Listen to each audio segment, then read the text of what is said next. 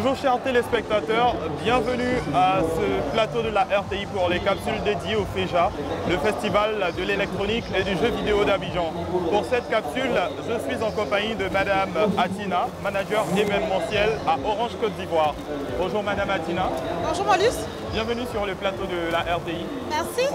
Alors quel est l'intérêt pour votre entreprise d'accompagner un événement tel que le FEJA? Alors il faut déjà dire qu'en fait Orange Côte d'Ivoire accompagne le FEJA déjà depuis 2017. Aujourd'hui on souhaite vraiment se rapprocher de notre cible jeune. Il faut dire que les jeux vidéo sont un sport qui est pratiqué en Côte d'Ivoire sans vraiment, j'ai envie de dire, d'industrie. Orange a compris que le jeu vidéo c'est une vraie niche pour nos jeunes. Et nous solidariser du FEJA, c'est vraiment montrer aux jeunes qu'on croit en fait à cette niche qu'ils pratiquent tous les jours. Oui. Et surtout leur montrer que leurs divertissements sont aussi les nôtres. D'accord. Alors là vous portez le polo de Orange Gaming. On a une caravane Orange Gaming Tour qui a été initiée récemment. On a l'impression qu'il y a des similitudes avec le festival de l'électronique et du jeu vidéo d'Abidjan.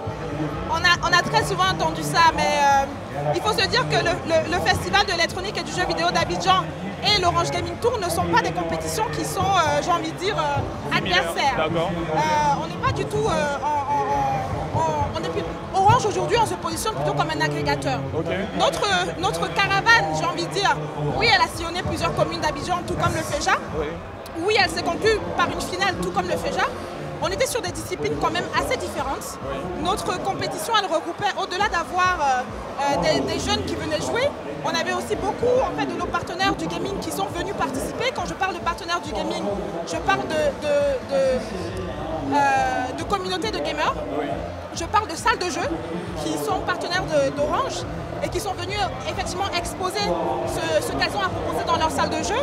Et une fois de plus, les compétitions étaient différentes parce qu'aujourd'hui, on a au total 7 jeux sur le FEJA. Sur l'Orange Gaming Tour, on en avait 4. Les lots sont différents. Et une fois de plus, le FEJA aujourd'hui est vraiment le festival de l'électronique parce qu'on vient à la découverte des jeux vidéo qui sont proposés sur le territoire. Orange, aujourd'hui, ce n'était pas la découverte du jeu vidéo, c'est plutôt de montrer que le jeu vidéo est un marché qui est porteur et que les jeunes qui viennent participer en fait, à cette compétition s'inscrivent dans une dynamique tout comme des footballeurs. Ils se professionnalisent et Orange souhaite les accompagner dans ce processus de professionnalisation. D'accord. Est-ce que vous croyez, on va dire, en l'avenir des jeux vidéo en Côte d'Ivoire? Tout à fait, totalement. C'est la raison pour laquelle Orange justement se positionne en tant qu'agrégateur de cette discipline. On espère en tout cas être les précurseurs de ce sport, de cette discipline sur le territoire.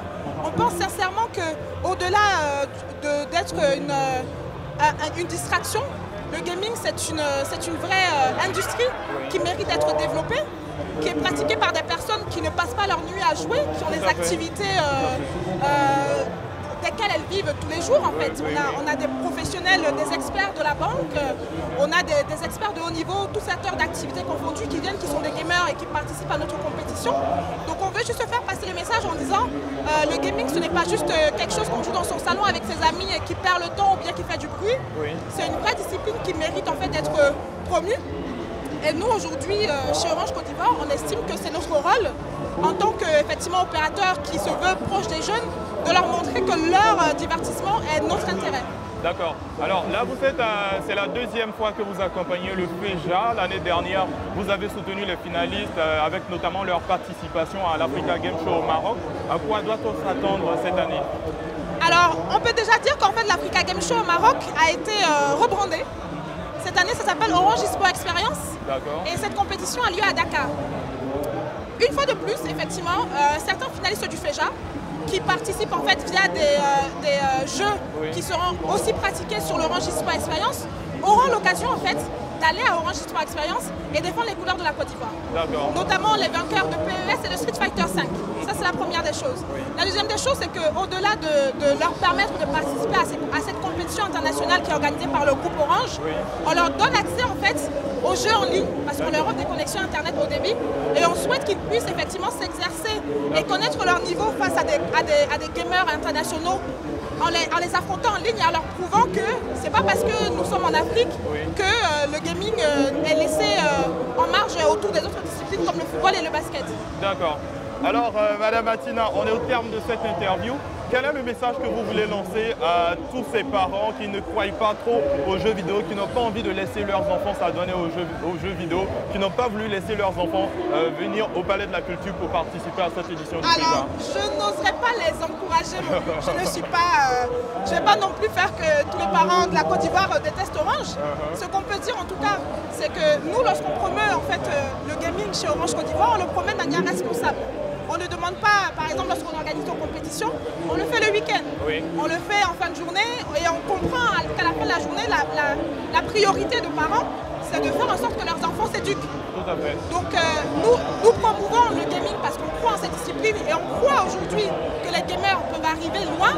On a notre champion, par exemple, Janet Taïdiano, qui a voyagé, qui est allé à Paris, participer à une compétition internationale, un forum international du jeu vidéo qui s'appelle la Paris Games Week. On pense sincèrement que ces personnes qui pratiquent le e-sport pourront arriver loin. Ils ont juste besoin d'accompagnement, ils ont besoin effectivement d'un certain cadre et Orange espère pouvoir leur donner ce cadre-là qui permettrait de les responsabiliser. Le gaming, ce n'est pas juste une distraction, ce n'est pas juste quelque chose qui fait que les enfants oublient leurs priorités. C'est, j'ai envie de dire, une manière de s'évader pour mieux se concentrer demain sur les activités sur lesquelles ils doivent être concentrés. Donc Orange Côte d'Ivoire continuera d'accompagner le gaming pour tous les parents qui refusent que leurs enfants jouent. Ils peuvent jouer avec Orange de manière responsable. Donc amenez-les participer à l'Orange Gaming Tour. On va faire la même chose en 2019. Il y aura certainement le FEJA 2019. Donc on les encourage aussi à laisser leurs enfants venir se distraire de manière responsable le soir et le week-end, mais toujours sans excès. Voilà. D'accord. Eh bien, chers parents, comme les différentes personnes que nous avons reçues sur ce plateau, elles vous laissent entendre que le jeu vidéo, l'industrie du jeu vidéo, c'est de véritables opportunités. Il faut croire aux jeux vidéo, il faut laisser vos enfants s'épanouir. Et c'est sur cette note que nous vous laissons en vous donnant rendez-vous pour une prochaine capsule.